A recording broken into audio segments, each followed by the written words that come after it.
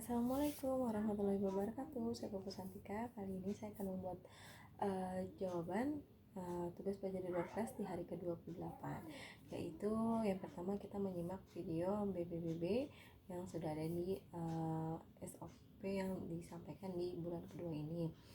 Kemudian yang kedua yaitu tema Bimba AIUEO interview yang kedua, yaitu pertanyaan mengenai kegiatan bermain baca-bacaan. Yang pertama, jelaskan apa yang dimaksud dengan kegiatan bermain baca-bacaan, yaitu segala sesuatu permainan yang berhubungan dalam menumbuhkan minat belajar dan minat baca pada anak supaya anak senang membaca.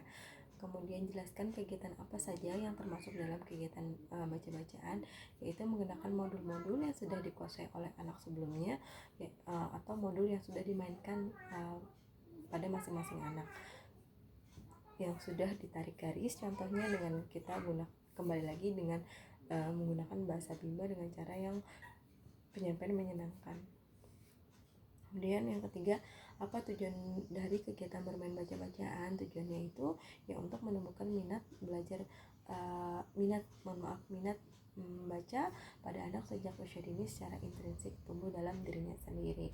Kemudian keempat, kapan kegiatan bermain baca-bacaan dilakukan oleh motivator? Yaitu proses kegiatan bermain baca-bacaan ini kita lakukan di awal, inti, dan akhir.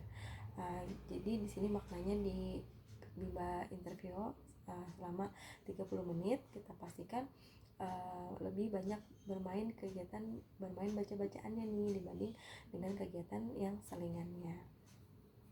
Lalu kenapa kegiatan bermain baca-bacaan menjadi kegiatan prioritas utama yang harus dilakukan oleh motivator? Di sini kan kita menjadi komunitas Bimba nantinya sebagai motivator. Tujuan kita dan semua komunitas Bimba itu tujuannya untuk menumbuhkan minat baca pada anak sejak usia dini.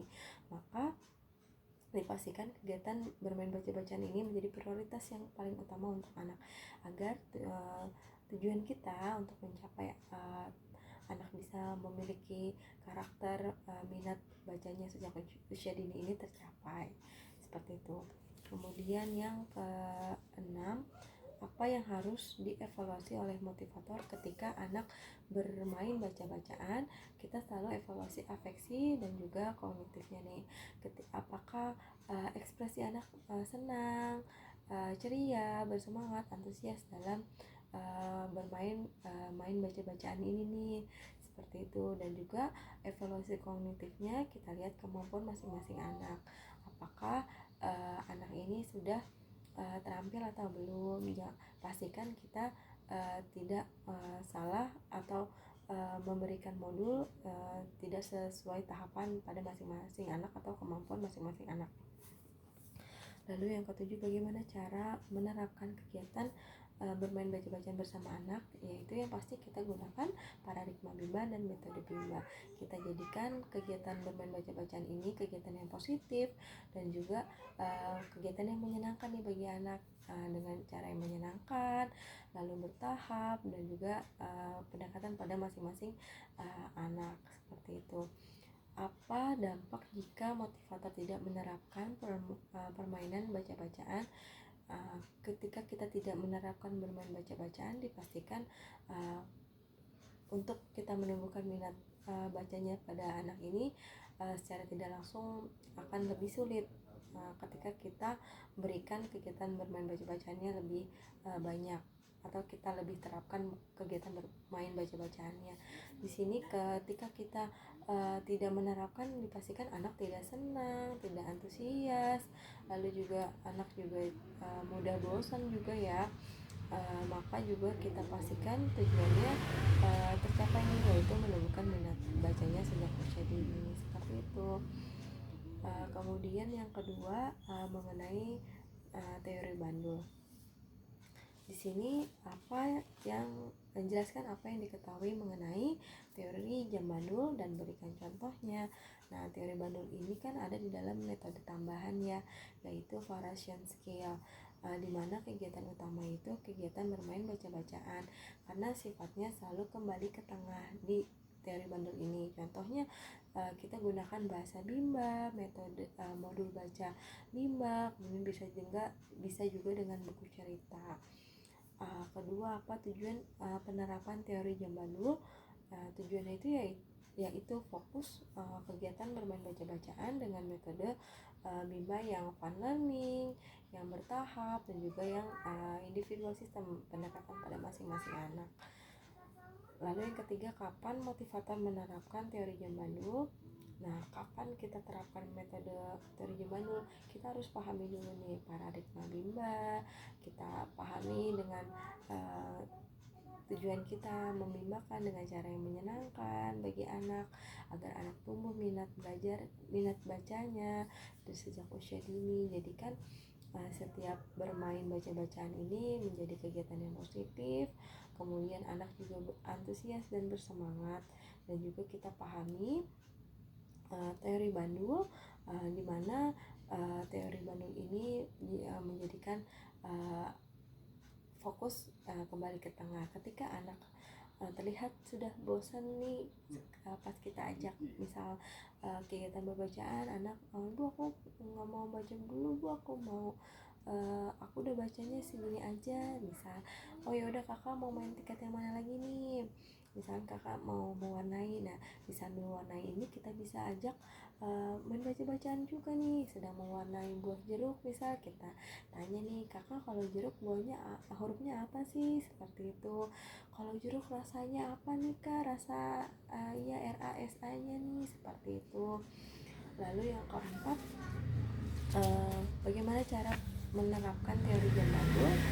Nah, di sini kita arahkan anak untuk bisa bermain baca-bacaan bersama-sama nih, bareng dengan anak-anak yang lainnya juga bersama-sama. Kemudian dengan cara yang menyenangkan sesuai dengan kemampuan masing-masing anak, kita masukkan kegiatan selingan ketika terlihat anak sudah mulai agak bosan, seperti itu. Terus kemudian ketika anak sudah kembali moodnya, kita ajak lagi nih bermain baca-bacaannya. Dan juga pastikan kita selalu evaluasi afeksi dan juga kognitifnya, lihat anak, kemampuan anak tersebut. Kita juga motivator berikan agar anak berperan aktif dalam kegiatan bermain baca-bacaan di kita terapkan teori bandul ini, dan kita berikan selalu reward dan juga motivasi pada anak. Kelima, bagaimana jika motivator tidak menerapkan teori bandul? Nah, ketika kita tidak menerapkan teori bandul, maka tujuan kita ini agak sulit tercapai, karena ketika kita tidak menerapkan teori bandul, yaitu selalu untuk kembali ke tengah, yang kita takutkan nantinya anak tidak mau bermain baca-bacaan.